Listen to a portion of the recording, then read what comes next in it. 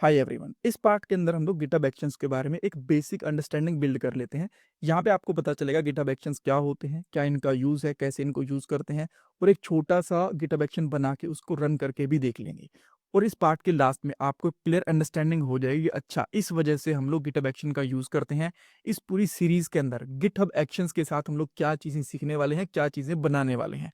अब अगर मैं चाहता तो इस पार्ट के बिना डायरेक्टली शुरू कर देता कोड के ऊपर आके गिटहब को पढ़ाना, बट तब ना आपको कंफ्यूजन रहती कि यार लास्ट में हम लोग एक्चुअली क्या सीखने वाले हैं, क्या बनाने वाले हैं। तो यहाँ पे जो बेसिक अंडरस्टैंडिंग होती है ना गिटहब एक्शंस के बारे में, वो आपकी बिल्ड हो जाएगी और धीरे धीरे करके जो बाकी सारी चीजें गिटहब एक्शंस के बारे में एक एक करके पढ़ लेंगे हम लोग। ऑलराइट। सो सबसे पहला क्वेश्चन आता है कि गिटहब एक्शंस बेसिकली होते क्या है। देखो, ये एक ऑटोमेशन प्लेटफॉर्म है जो गिटहब के ऊपर बना हुआ है। अब इसका फायदा क्या है, ये जो हमारे टास्क होता है उनको ऑटोमेट कर देता है। और ये कब करता है, जब कुछ भी होता है हमारी रिपोजिटरी के अंदर। कुछ भी होने से क्या मतलब है, मान लो आपको कुछ ऑटोमेट करना है आपकी रिपोजिटरी के अंदर, जैसे ही आप लोग कुछ कोड को पुश करते हो या फिर कोई भी कोड मर्ज करते हो या फिर कोई भी अपडेट करते हो गिटहब रिपोजिटरी के ऊपर, तब आप लोग कोई भी ऑटोमेशन का काम परफॉर्म करना चाहते हो तो आप लोग गिटहब एक्शन की हेल्प से कर सकते हो। और जो ऑटोमेशन का काम है वो क्या हो सकता है बेसिकली, वो डिपेंडेंसीज को इंस्टॉल करना हो सकता है, टेस्ट केसेस को रन करना हो सकता है, कोड क्वालिटी को चेक करना हो सकता है, प्रोडक्शन की बिल्ड बनाना हो सकता है, कोड को डिप्लॉय करना, नोटिफिकेशन, या फिर ये सारे के सारे काम एक साथ भी करे जा सकते हैं। सो बेसिकली गिटहब एक्शन एक ऑटोमेशन प्लेटफॉर्म होता है जो आपके काम को ऑटोमेट करता है और ये सारी की सारी चीजें कर सकता है और भी बहुत सारी चीजें कर सकता है, बट ये चीजें मेजर होती हैं जो हम लोग गिटहब एक्शन के साथ में करते हैं। और इसका फ्लो बहुत ही सिंपल रहता है। जैसे ही कोई भी एक्शन फायर होगा, यानी कि जैसे भी कुछ भी चीज होगी, मान लो आपका कोड पुश हुआ, तभी आपके गिटहब एक्शन शुरू हो जाएंगे। जो भी आपने वहां पे ऑटोमेट करना है, जैसे कि टेस्ट केसेस रन करने हैं, क्वालिटी चेक्स रन करने हैं, बिल्ड बनानी है, बिल्ड को डिप्लॉय करना है, वो एक एक करके होता रहेगा बेसिकली। तो यहाँ पे आपको एक बहुत ही बेसिक सी बात समझ में आ गई होगी कि गिटहब एक्शंस बेसिकली हमारे काम को ऑटोमेट कर देते हैं गिटहब रिपोजिटरी के अंदर। ये काफी है। अब मैंने एक गिटहब की रिपोजिटरी बना रखी है, अभी अभी बनाई थी मैंने थोड़ी देर पहले। मैं यहाँ पे आता हूँ, रिपोजिटरीज के अंदर जाता हूँ और रिएक्ट एक्शन नाम से, तो जो आपको यहाँ पे एक्शंस वाला एक ऑप्शन दिख रहा है ना, बहुत सारे टैब हैं, देखो कोड का है, इश्यूज का है, पुल रिक्वेस्ट का है।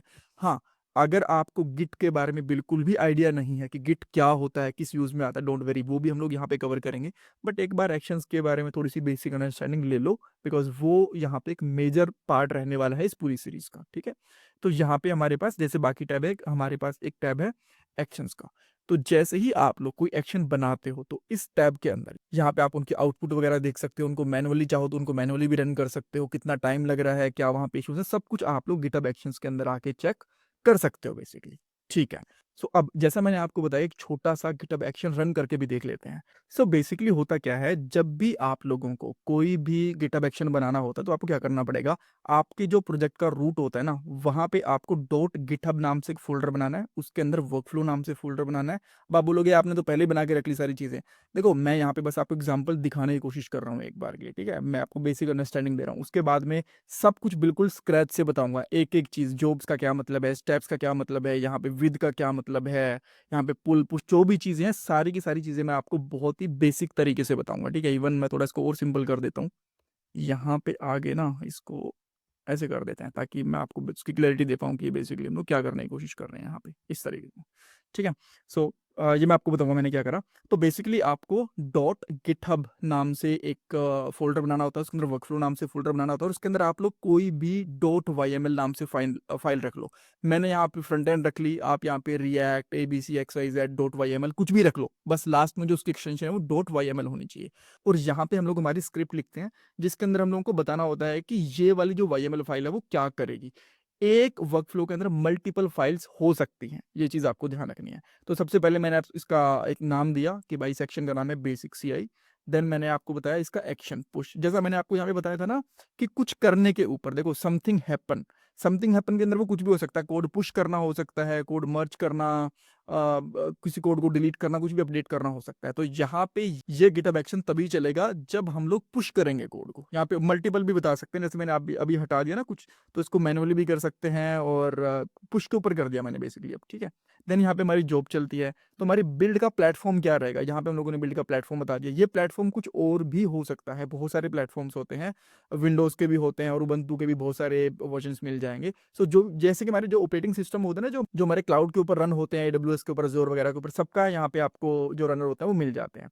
देन हमें स्टेप्स करने होते हैं कि सबसे पहले हम लोगों को यहाँ पे चेकआउट करना है रिपोजिटरी के अंदर। तो जो बेसिकली ये काम क्या करेगा, फटाफट से मैं आपको बता देता हूँ।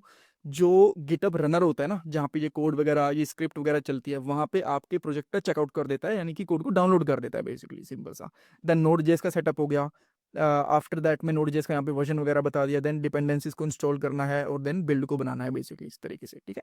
तो एक बहुत ही सिंपल सी स्क्रिप्ट है, बहुत कॉम्प्लेक्स बनती है, धीरे धीरे हम लोग बना के भी देखेंगे, ठीक है। सो अब मैं क्या करता हूँ इसको चलाने के लिए कि ये काम कैसे करेगा, बेसिकली चलेगा क्या, मैं यहाँ पे करता हूँ गिट ऐड गिट कमिट। अगर आपको इन कमांड्स के बारे में भी नहीं पता ना, वो भी हम लोग देखने वाले हैं, डोंट वरी।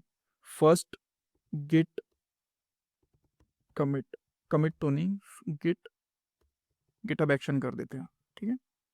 देन मैं इसको यहाँ पे पुश कर देता हूँ और जैसे मैं पुश करूंगा अपने आप जो हमारा गिटहब एक्शन है वो रन होना शुरू हो जाएगा, ठीक है। यहाँ पे मैंने कोड को पुश करा, यहाँ पे आता हूँ, अभी मैं यहाँ पे कोड पे हूँ और मैं यहाँ पे एक्शन पे आता हूँ। यहाँ पे दिख भी गया होगा आपको, ठीक है। तो यहाँ पे बेसिकली फर्स्ट गिटहब एक्शन ये हम लोगों ने अभी जो कमिट करा था वहां से आ गया और यहाँ बिल्ड बन रही है। इसको अगर ओपन करोगे तो यहाँ पे देख सकते हो, फर्स्ट हमारी जॉब चल गई, चेकआउट हो गया, डिपेंडेंसीज इंस्टॉल हो रही है। थोड़ा इसको आप अगर ओपन करोगे तो आपको और भी डिटेल में चीज़ें दिखेंगी कि कितने पैकेज वगैरह चले। यहाँ पे हमारी ये वाली कमांड थी जो हम लोगों ने चलाई, उसके बाद में बिल्ड बन जाएगी हमारी। अभी टाइम थोड़ा इसलिए ले रहा है, जैसे कि अगर हम लोग लोकल सिस्टम पे भी जो डिपेंडेंसीज उनको इंस्टॉल करते हैं वहाँ पे भी टाइम लगता है, तो यहाँ पे भी थोड़ा सा टाइम लग रहा है बेसिकली, ठीक है। और ऐसा नहीं है कि आपको यहाँ पे रुकना है, आप लोग चाहो तो किसी दूसरे पेज के ऊपर मूव कर सकते हो यहाँ से। अच्छा, ये एक्शन सक्सेस भी होगा बेसिकली, मुझे लगता है रिफ्रेश वगैरह नहीं हुआ होगा, ठीक है। अब आप यहाँ पे आगे देखोगे तो हमारी प्रॉपर बिल्ड बन चुकी है और सारी की सारी चीज़ें सक्सेस हो गई होंगी यहाँ पे, ठीक है। देखो यहाँ पे अगर कुछ एरर होता, कुछ फेल वगैरह होता तो हमें पता चल जाता। देखो बिल्ड वगैरह हमारी प्रॉपर बिल्ड बन गई है, ठीक है, जो भी चीज़ें करनी थी। तो ये जस्ट मैंने एक बहुत ही कह सकते हो कि जेनरिक से एग्जाम्पल लेके दिया, आने वाले पार्ट के अंदर डिटेल में समझेंगे चीज़ों को अच्छे से। बट यहाँ पे आपको बेसिक आइडिया लगे कि अच्छा इस तरीके से गिटहब एक्शन बना के यहाँ पे डालते हैं और यहाँ से ही बस जैसे ही हमारे पास कोड पुश होता है, जो भी हम लोग एक्शन दिया होता है ना, उसके बेस के ऊपर ही हमारा कोड डिप्लॉय भी हो जाता है हमारे प्रोडक्शन इन्वायरमेंट के ऊपर, ठीक है। Okay, so thank you so much for watching this part. इसमें कुछ डाउट कंफ्यूजन है मुझे कमेंट सेक्शन में पूछ सकते हो। मैं आपसे रिक्वेस्ट करूंगा प्लीज़ वीडियो को लाइक करना, चैनल को सब्सक्राइब करना, कमेंट सेक्शन में फीडबैक देना। Thanks everyone.